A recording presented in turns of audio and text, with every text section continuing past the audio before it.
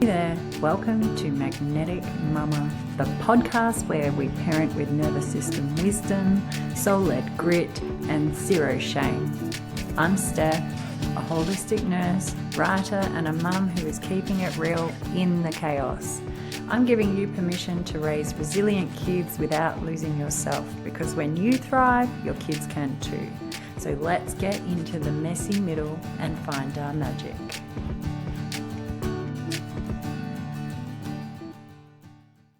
Hey there, and welcome to MagnetiK Mumma. I'm Steph. So good to be back here. It's winter here, and it's cold and windy and rainy. I hope it's beautiful in your part of the world, but welcome back. Today we're diving into a topic that has been sitting a bit heavy on my heart, actually. And it's one of those topics that every parent, teacher, coach, and caregiver has probably encountered at some point. The dreaded phrase, mean girls. Let me say it again, mean girls. And just hearing those words can create an instant emotional response in any of us. Perhaps it takes you back to your own schoolyard years.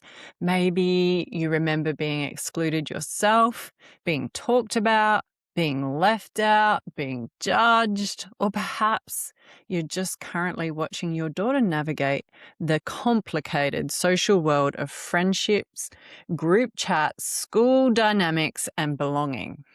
So recently I've been reflecting on some of the experiences with my own daughters and listening very carefully to the conversations happening amongst the young people. And one of my favorite things to do, I'm a very nosy mum, and I've also been revisiting some fascinating psychological research around relational aggression, friendship dynamics, and adolescent development. And what's emerging for me was a question that I wasn't really expecting, a question that challenged most of my own assumptions. And what if some girls are genuinely engaging in harmful behavior? But what if some girls are simply being labeled as mean because they're strong? And what if sometimes we as the adults are struggling to tell the difference? And perhaps most importantly, how do we raise girls who know how to use their influence ethically? Because one day these girls will become women. These will be women who lead businesses, lead communities, lead families, lead movements. And in my lifetime, I really hope that the women we are leading into their future, who are the future decision makers, think about how the world is affected around them. So I want to unpack all of this a little bit. The mean girl narrative, because we all know what that is, or we've heard it, because for decades, to be fair, we've all been quite fascinated with it. There was a movie called Mean Girls. There's books. There's TV shows. Think about Gossip Girl, Schoolyard, stories. There is almost a universal understanding of what a mean girl looks like. She's exclusive, controlling, manipulative, popular, socially powerful, often feared. And let's be clear, relational aggression is real.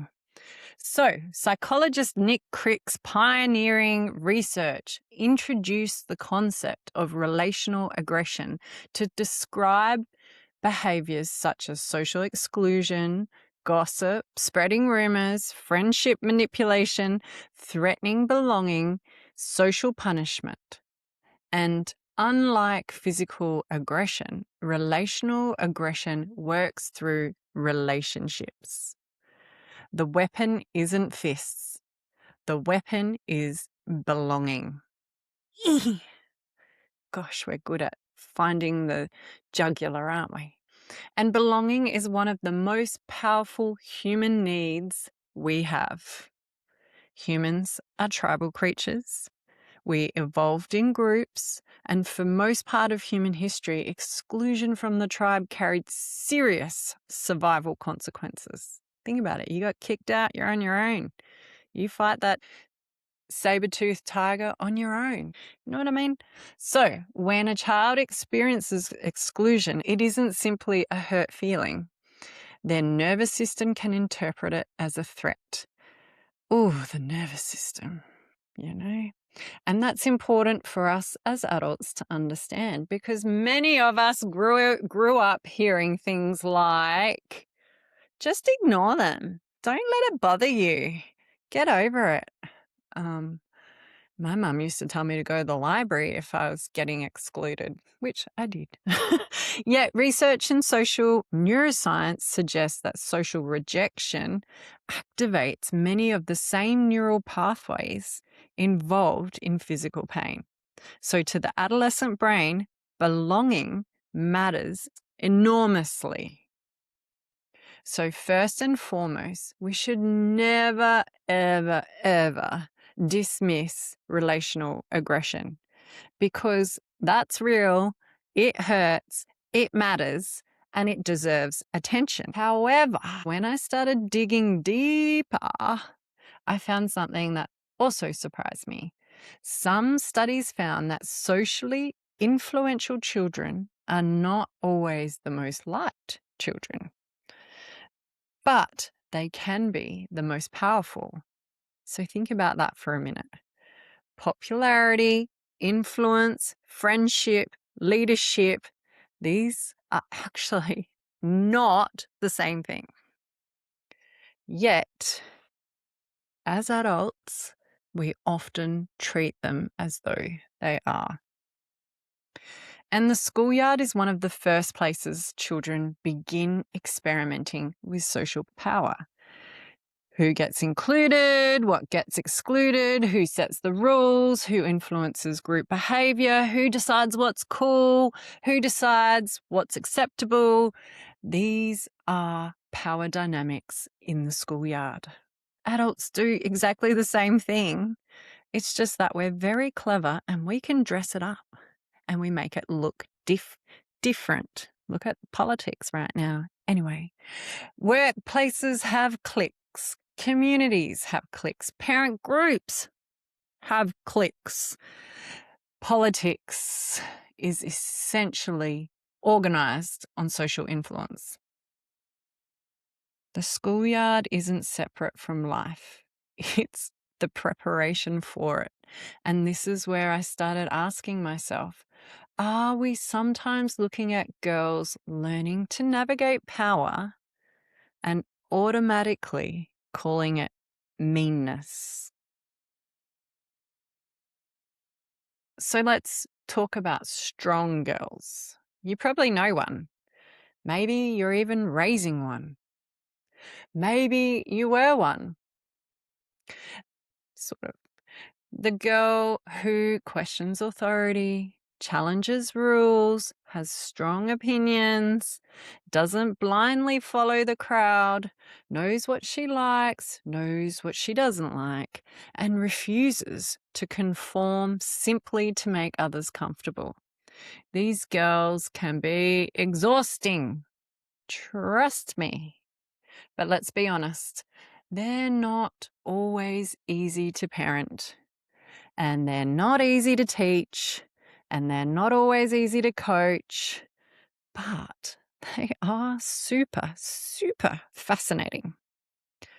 Because many of the qualities we celebrate in adult women can look very different in childhood. A woman who leads a company is admired.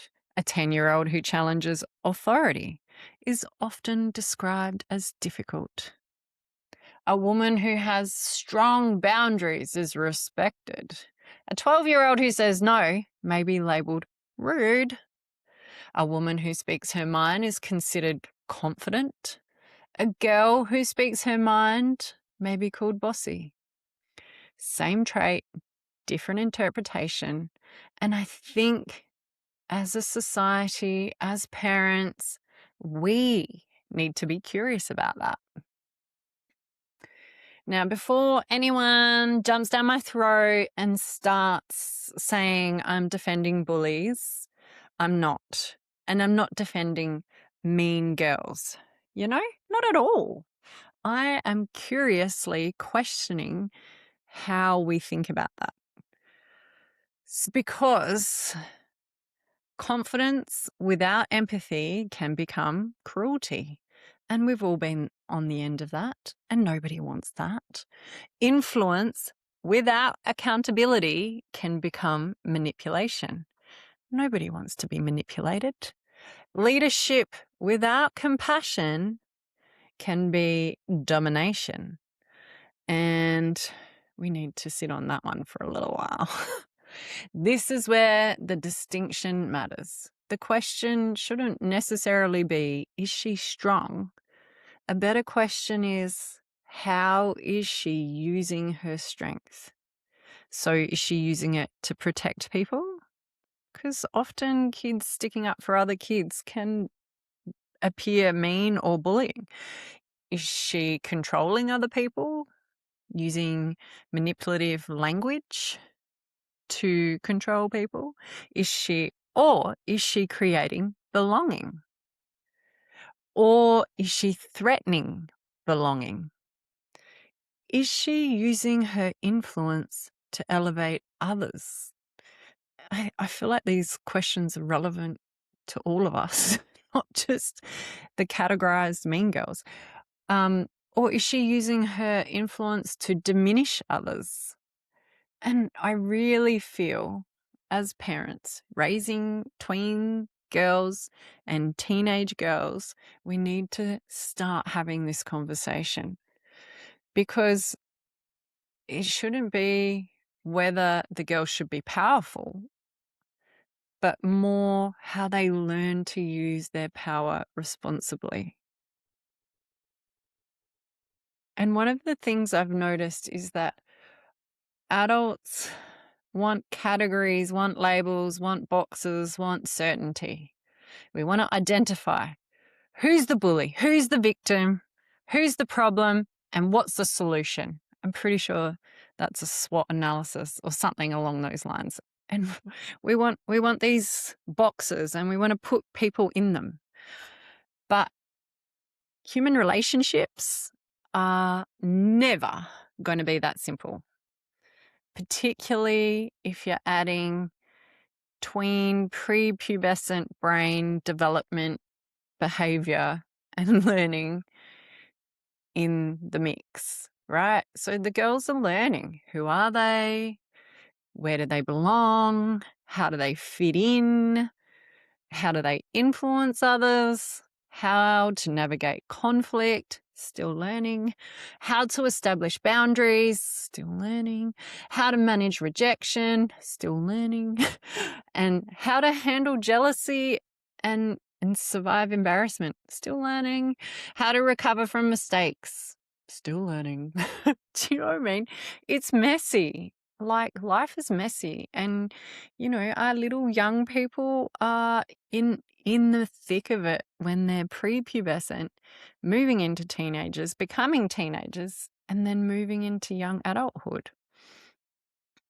And to be fair, they know just because they once were in one labeled box doesn't mean that they have to stay there. And sometimes children can move between the roles, like the fluid graph, like here and here. Like, a child can be hurt one day and then hurtful the next. Hurt people. A child can be excluded in one friendship group and extremely influential in another. A child can be both vulnerable and powerful. And that's what makes this so complicated, even though we don't want it to be, because as if life isn't complicated enough already. So the question that keeps returning to me is this: what if we stopped asking, how do we stop mean girls? Or don't hang out with them because they're mean girls? Or, don't be a mean girl and start asking questions like, how do we raise girls who use their influence ethically? Oh, if anyone has the answer, please share it with me. Share it with the people, because we would all love to know, because no one wants a mean girl. And even the mean girls don't want the label mean girl unless they're getting something from it. Do you know what I mean? Like, I don't actually think anyone really wants to be the mean girl. And if they do, then that's a very small proportion of humans, in my experience. So influence is not the problem. Leadership is not the problem. The world desperately needs strong women. Leadership needs strong women. Let's sit with that for a little bit. Leadership needs visionary women. And the world needs visionary women. The world needs courageous women. Women who challenge unhealthy systems. Come on, people. Yes. Women who question authority. Women who stand up for others. Women who know who they are. The challenge is helping girls develop empathy, self-awareness, accountability, repair, compassion, integrity, alongside their strengths. You know, because strength without kindness can become very destructive. But kindness without strength can leave people extremely vulnerable. So we need this really symbiotic combination of both. So perhaps next time we hear the phrase mean girls, I challenge us all to have a little pause before we react and become curious. Have a little look deeper. Is this genuine relational aggression, i.e. bullying? Or is this social learning? Is it boundary setting? Is it identity formation? Is this a young person trying to work out how to navigate influence? Because not every strong girl is mean. And I believe that with all my heart. Not every strong girl is mean. And in fact, I think strong girls are often very misunderstood. And not every popular girl is a leader. So remembering to distinguish the difference and discern how the nuances between them, rather than lumping them all together in one category. But every girl is learning something about power. And the question is, who is teaching her how to use it ethically? As parents, as teachers, as caregivers, as communities, perhaps that's all of our roles.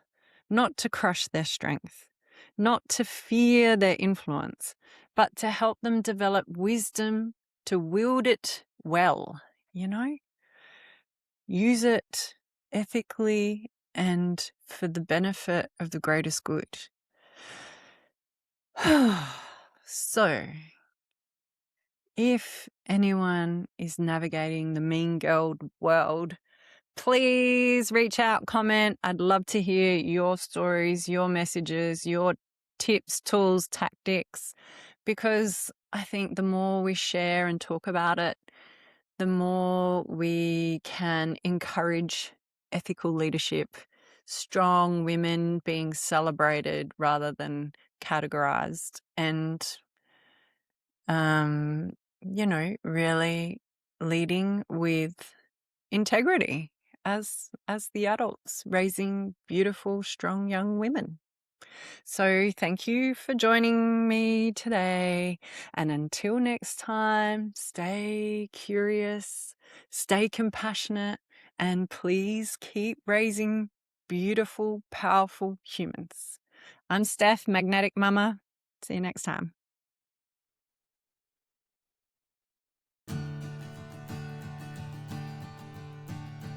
Thanks for listening to MagnetiK Mumma. If this resonated, leave a comment. I love to read every single one. And for deeper support, don't forget to check out the community on Substack. You can find the link in the show notes. But if you're not ready for that, just hit follow. It's free and it keeps the conversation of parents in the messy middle going. So see you in the next one.